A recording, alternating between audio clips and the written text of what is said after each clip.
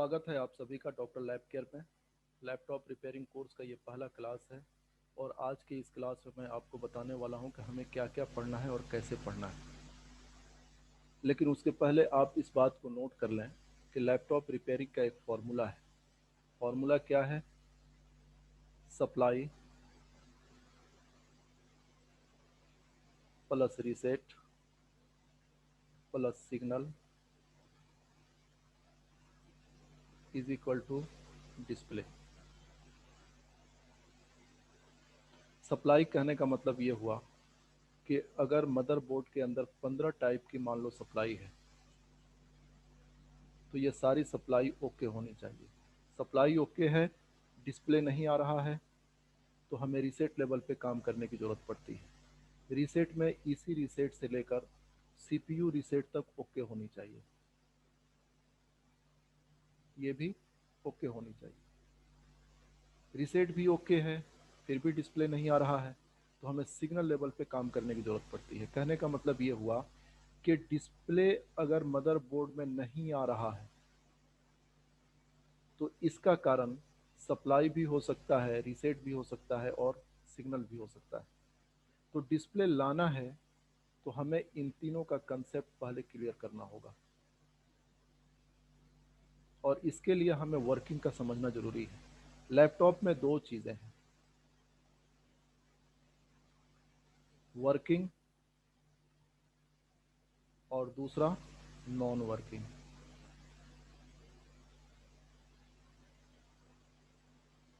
Working कहने का मतलब ये हुआ कि मदरबोर्ड काम करता कैसे है, मदरबोर्ड के अंदर सप्लाई चलती कैसे है। अगर आप इस चीज़ को समझ जाएंगे तो नॉन वर्किंग ऑटोमेटिक होगा। तो सबसे पहले हमें वर्किंग को समझना जरूरी है। एग्जाम्पल के लिए हमने यहाँ पे 9104 3542 5010 R13 और 555 का बोर्ड लिया है। बोर्ड कोई सा भी हो, जब आप उसका पहला पेज ओपन करते हैं तो हमें ब्लॉक डायग्राम का पेज मिलता है। ब्लॉक डायग्राम क्या है और ये क्यों जरूरी है, तो आप इस बात को एग्जाम्पल से समझें। जैसे हमें मुंबई के किसी एक पार्टिकुलर लोकेशन पे जाना है तो उस लोकेशन का एड्रेस पता होना चाहिए, साथ ही साथ रूट का भी पता होना चाहिए। अगर एड्रेस और रूट का पता मालूम है मुझे तो हम उस एग्जैक्ट लोकेशन पे पहुंच जाएंगे, अदरवाइज हम कहीं और पहुंच जाएंगे। ठीक उसी प्रकार ब्लॉक डायग्राम के हेल्प से हम उस एग्जैक्ट लोकेशन पे पहुंचते हैं जिस लोकेशन में प्रॉब्लम है। जैसे एग्जांपल के तौर पे रैम स्लॉट का प्रॉब्लम है, तो इसका इंफॉर्मेशन पेज नंबर 12 में दिया हुआ है। जब हम पेज नंबर 12 में जाएंगे तो हमें रैम स्लॉट का कंप्लीट इंफॉर्मेशन वहां पे मिलेगा। लैन का प्रॉब्लम है तो इसका इंफॉर्मेशन यहाँ पे पेज नंबर दिया हुआ है। ये सारे पेज नंबर दिए हुए हैं। तो जब हम 30 नंबर पे पेज नंबर 30 में जाएंगे तो हमें लैन का इंफॉर्मेशन मिलेगा। मान लो यूएसबी का प्रॉब्लम है, यूएसबी वर्क नहीं कर रहा है, तो इसका इंफॉर्मेशन 34 और 35 नंबर पेज में दे रहा है। जब हम इस पेज को ओपन करेंगे तो वहाँ पे यूएसबी का कंप्लीट इंफॉर्मेशन हमें मिलेगा कि सप्लाई कहाँ से आ रही है और कितनी आ रही है, किस पिन पे आ रही है, उस पिन में उस पिन इसके पाथ में कौन कौन से कंपोनेंट्स लगे हुए हैं, कितने वैल्यू का कंपोनेंट लगा हुआ है, वो सारा इंफॉर्मेशन हमें यहाँ पे मिल जाएगा। सप्लाई ओके है, डाटा का कम्युनिकेशन नहीं हो रहा है, यानी यूएसबी को सिग्नल नहीं मिल रहा है। सिग्नल देने का काम कौन कर रहा है? पीसीएच। तो पीसीएच का प्रॉब्लम हो सकता है। लेकिन पीसीएच को फॉल्टी बोलने के पहले हमें यूएसबी से लेकर पीसीएच तक के लगे हुए कंपोनेंट को पहले चेक करनी होगी। कंपोनेंट अगर ओके है तो पीसीएच फॉल्ट है। इसके अलावा जो दूसरी चीज़ होती है वो बसेज होता है। बस का मतलब होता है रास्ता। जैसे ट्रक का एक अलग रास्ता फिक्स है, उसी प्रकार ट्रेन का एक रास्ता फिक्स है। ट्रेन के रास्ते पे हम ट्रक को नहीं चला सकते, उसी प्रकार ट्रक के रास्ते पे हम ट्रेन को नहीं चला सकते। हमारे मदरबोर्ड में भी रूट फिक्स है, रास्ता फिक्स है। जैसे एग्जांपल के तौर पे ये केबीसी है। केबीसी मतलब आईओ, इनपुट आउटपुट कंट्रोलर। तो आईओ जब भी कम्युनिकेट करेगी पीसीएच के साथ, तो एलपीसी बस के द्वारा ही करेगी। यानी एलपीसी आईओ का फीचर है, और जब पीसीएच आईओ के साथ कम्युनिकेट करेगी तो पीसीआई के द्वारा ही करेगी। तो पीसीआई किसका फीचर हुआ? पीसीएच का।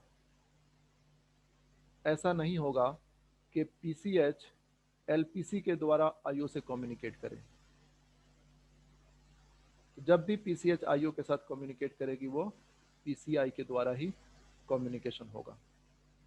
ठीक उसी प्रकार अगर मान लीजिए सीपीयू और रैम का जब कम्युनिकेशन होगा, तो ये 1333 विद 1600 मेगाहर्ट्ज के स्पीड से ही होगा।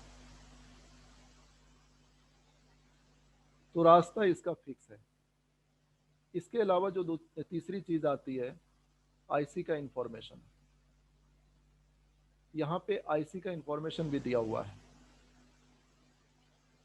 दो एक्सटर्नल डिवाइस होता है जिसके द्वारा मदरबोर्ड के अंदर वोल्टेज को इन करवाया जाता है, एडेप्टर और बैटरी। जब आप एडेप्टर को लैपटॉप से कनेक्ट करते हो और चार्जिंग आईसी जब एडेप्टर को डिटेक्ट कर लेता है, तो हमें डीसी बैट आउट के रूप में आउटपुट मिलता है। यानी आप इसको बोल सकते हैं कि एडेप्टर का final output DC bat out है। और यही डीसी बैट आउट मदरबोर्ड पे प्रेजेंट सारे रेगुलेटर का इनपुट बन जाता है। जैसे यहाँ पे एग्जांपल के तौर पे यहाँ डीसी बैट आउट आ रहा है। ये 3-5 का सेक्शन है, 3.3 volt, 5 volt, 5 volt S5, 3.3 volt S5। इसका भी इनपुट डीसी बैट आउट ही आ रहा है, यानी एडेप्टर का फाइनल आउटपुट। वीसीसी कोर बनाने के लिए भी DC bat out, RAM IC के लिए वीडीडी क्यू और वीटीटी बनाने के लिए डीसी बैट आउट। तो कहने का मतलब ये हुआ कि एडेप्टर का जो फाइनल आउटपुट है, यही फाइनल आउटपुट मदरबोर्ड पे प्रेजेंट सारे रेगुलेटर का भी इन बन जाता है, यानी इनपुट सप्लाई बन जाती है। दूसरा बोर्ड हम लोग देखते हैं 5559। अब यहाँ पे आईसी का इंफॉर्मेशन नहीं दिया है, तो इसका मतलब ये हुआ कि सारे बोर्ड का एस्कीमेटिक एक जैसा नहीं होगा। जब एस्कीमेटिक एक जैसा नहीं होगा तो सप्लाई का सीक्वेंस भी एक जैसा नहीं होगा। किसी बोर्ड में सप्लाई पहले बन जाएगी, किसी बोर्ड में पावर बटन प्रेस करने के बाद बनेगी। किसी में सिग्नल पहले बन जाएगी, किसी में सिग्नल बाद में बनेगी। तो ये डिपेंड करता है आर्किटेक्चर डिज़ाइन करने वाले के ऊपर, कि उसने सप्लाई पहले बनाई है या बाद में।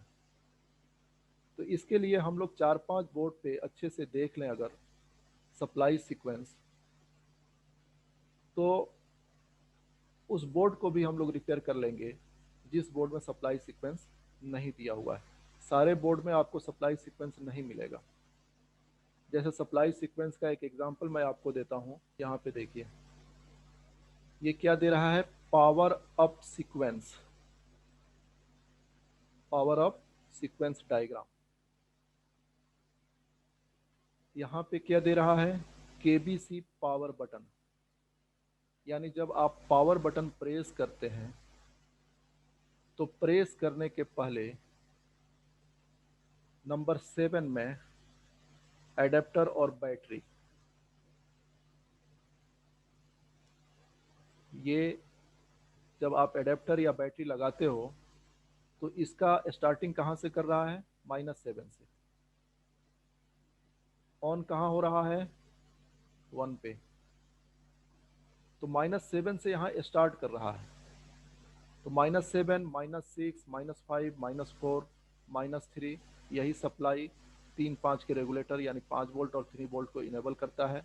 -2 और -1, उसके बाद आ रहा है 1, यानी पावर बटन प्रेस करने के पहले हमें 7 टाइप्स की सप्लाई ओके होनी चाहिए। दूसरा बोर्ड देखते हैं हम लोग, 5010 का बोर्ड है।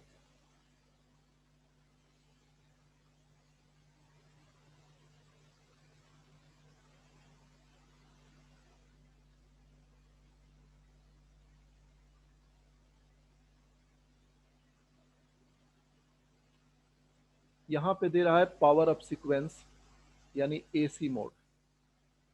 Power up sequence AC mode कहने का मतलब क्या हुआ, जब आप एडेप्टर लगाते हो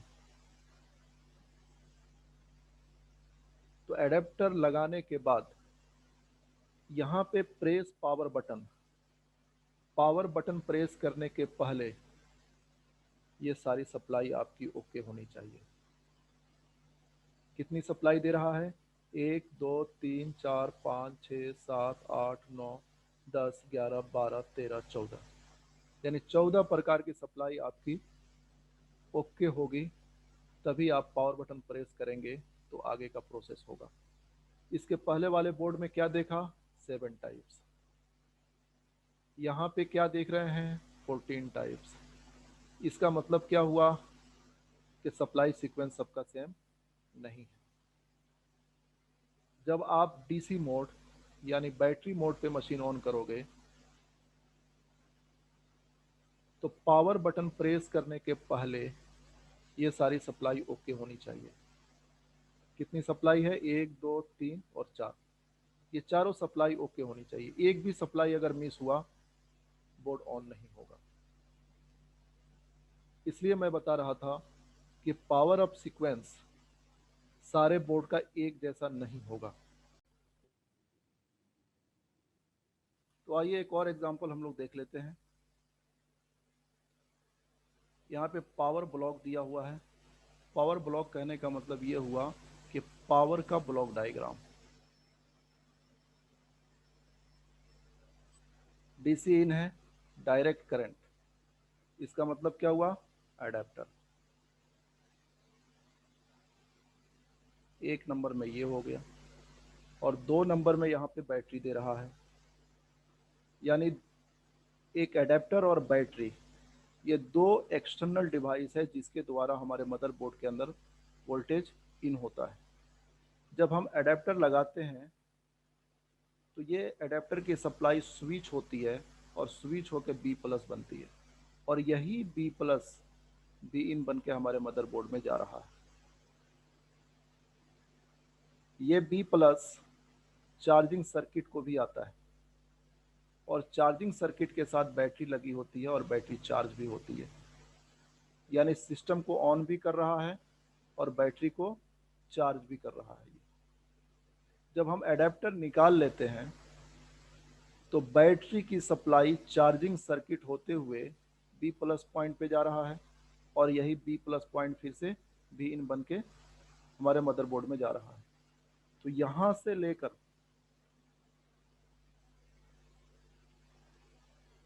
यहाँ तक ये चार्जिंग सेक्शन है। इसको कंप्लीट करते करते 6 से 7 दिन लगने वाले हैं। कैसे लगेगा ये हम लोग आगे देखते हैं।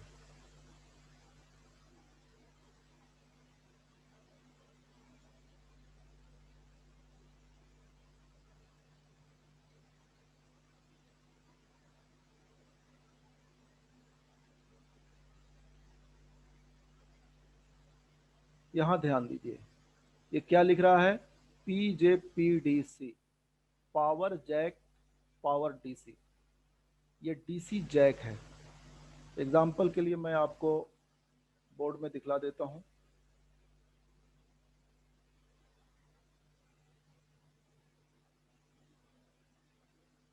ये डीसी जैक है, इसका नाम क्या दिया है, PJPDC।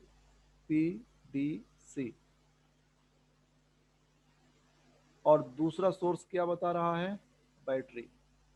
एक तो हमारा एडेप्टर हो गया पीजे पीडीसी, यानी डायरेक्ट करंट मतलब एडेप्टर, और बैटरी। ये दो ही सोर्स है जिसके द्वारा हमारे मदरबोर्ड के अंदर वोल्टेज इन हो रहा है।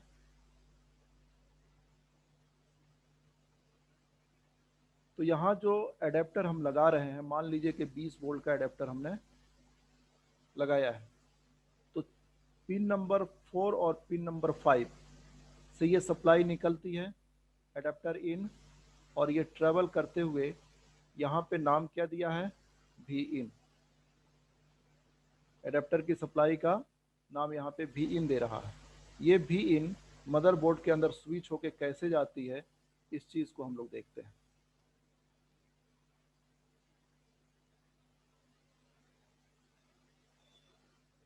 यहाँ पे भी इन दिया है, यानी 20 वोल्ट का हमने एडेप्टर लगाया, और ये 20 वोल्ट की सप्लाई यहाँ पे पी चैनल दिया हुआ है, ये मॉसफेट दिया है।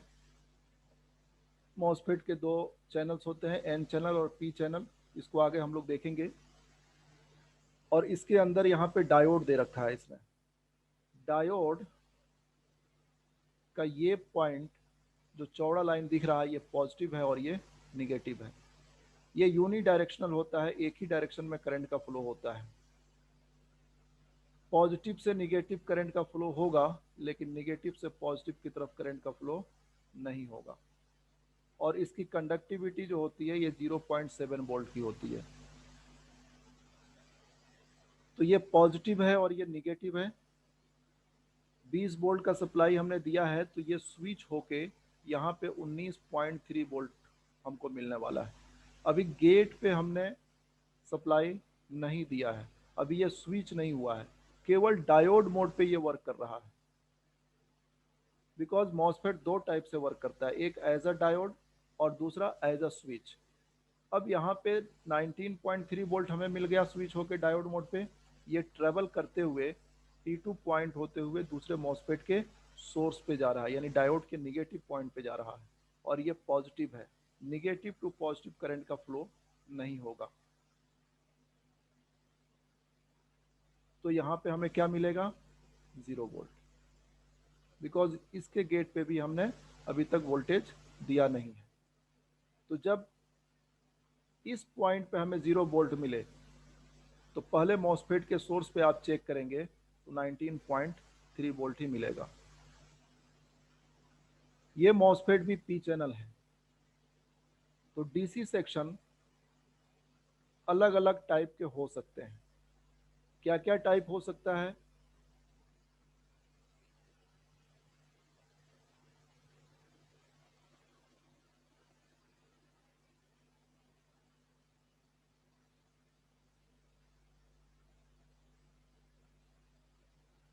हो सकता है दोनों मॉसफेट पी चैनल का लगा दे, या दोनों एन चैनल हो, या एक पी दे दे और दूसरा एन चैनल दे दे, या ये भी हो सकता है कि पहला एन दे दे और दूसरा पी दे दे, एक डी प्लस पी दे दे, या डी प्लस एन दे दे। कोई भी सेक्शन हो, हमें कैलकुलेट करने आना चाहिए। और कैलकुलेट तभी आप कर पाएंगे जब आपका कंपोनेंट्स क्लियर होगा।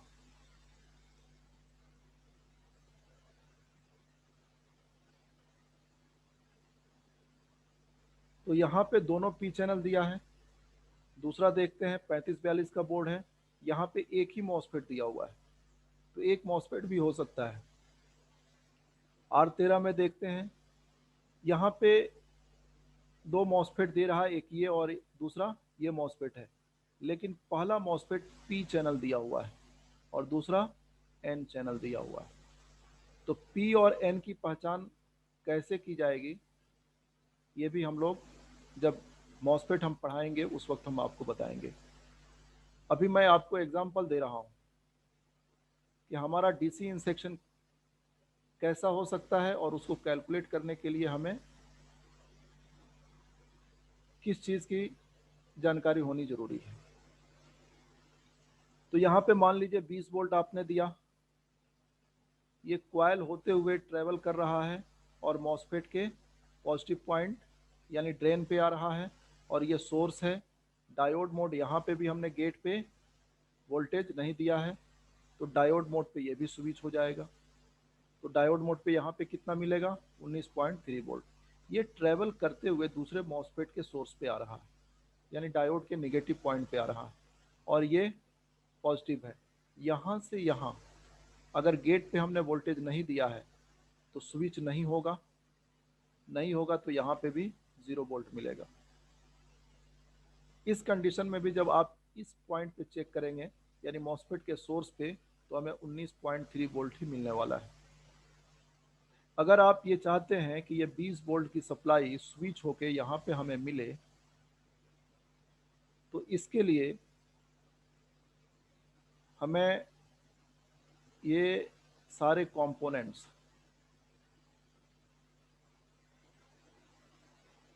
का कंसेप्ट क्लियर होना चाहिए। तो अभी आपको बात समझ में आ गई होगी कि लैपटॉप रिपेयर करने के लिए हमें किस चीज़ की ज़रूरत है। नंबर एक, सर्किट ट्रेसिंग, सर्किट को कैसे ट्रेस करना है। नंबर दो, सर्किट कैलकुलेशन, ये मेन है। बिकॉज कहीं पे भी आप कोई भी एस्कीमेटिक ओपन कर लो, वहाँ आउटपुट पे वोल्टेज आपको नहीं मिलेगा। आउटपुट पे वोल्टेज तो हमें निकालना है। एग्जाम्पल के तौर पे आप देख लीजिए,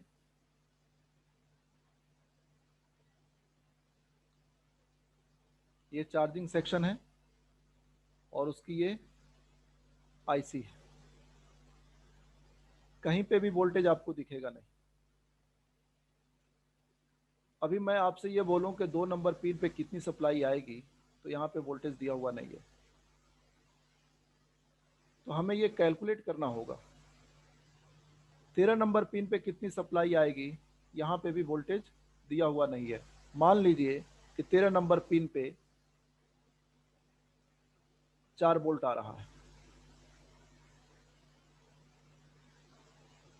और यहाँ पे एक वोल्टेज डिवाइडर दिया हुआ है। जब हम इसको कैलकुलेट करते हैं तो हमारा कैलकुलेशन क्या बता रहा है कि यहाँ पे 2.7 वोल्ट आना चाहिए। एग्जाम्पल मैं दे रहा हूँ, अभी कैलकुलेट अभी हमने नहीं किया है। जब करेंगे तब हम देखेंगे कि एग्जैक्ट कितनी सप्लाई आएगी, लेकिन अभी मैं मान के चल रहा हूँ कि 2.7 वोल्ट हमने कैलकुलेट करके यहाँ पे निकाला। आ कितना रहा है, 4 वोल्ट। अगर आपको कैलकुलेशन नहीं आता है इसका, तो आप इस 4 वोल्ट को सही मान लेंगे, मदरबोर्ड के अंदर प्रॉब्लम आएगा। और जब इसका इंटरनल देखेंगे तो इंटरनली यहाँ पे बताएगा कि यहाँ पे मिनिमम कितनी सप्लाई होनी चाहिए। जैसे मान लीजिए कि मिनिमम यहाँ पे 2.4 वोल्ट होनी चाहिए एग्जाम्पल, और मैक्सिमम यहाँ पे दे रहा है क्या, हमारा 2.7 वोल्ट आना चाहिए। तो जब आप बाहर से भी और अंदर से भी दोनों कंसेप्ट को समझ लेंगे, तो फिर रिपेयर करना आसान हो जाएगा। तो सर्किट को कैलकुलेट तो करना ही पड़ेगा। कोई भी पिन पे आप देख लीजिए या कोई भी आईसी निकाल के देख लीजिए, वहां पे सर्किट, वहां पे वोल्टेज आपको नहीं मिलेगा।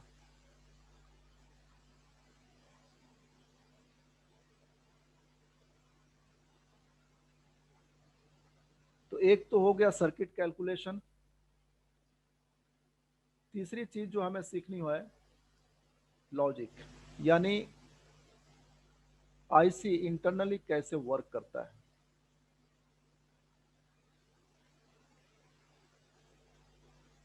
उस चीज को भी हम लोग समझेंगे। आईसी का पिन डिटेल्स, यानी जो भी आईसीज के पिन्स हैं उसका फंक्शन क्या है, वो कैसे वर्क करता है। यहाँ पे जितने भी पिन्स यहाँ पे दिख रहा है आपको, ये सारे पिन्स के बारे में आपको जानना होगा, इसका सीक्वेंस जानना होगा। एग्जाम्पल के तौर पे अब सीक्वेंस अगर आपको पता नहीं है तब भी आप रिपेयर नहीं कर पाएंगे। बिकॉज यहाँ पे एक नंबर, अगर आप एक नंबर दो नंबर के हिसाब से चल रहे हैं तो एक नंबर में क्या दिया है, आईसी रेफरेंस, जबकि एक नंबर में होना ये चाहिए था डीसी इन, यानी एडेप्टर की सप्लाई।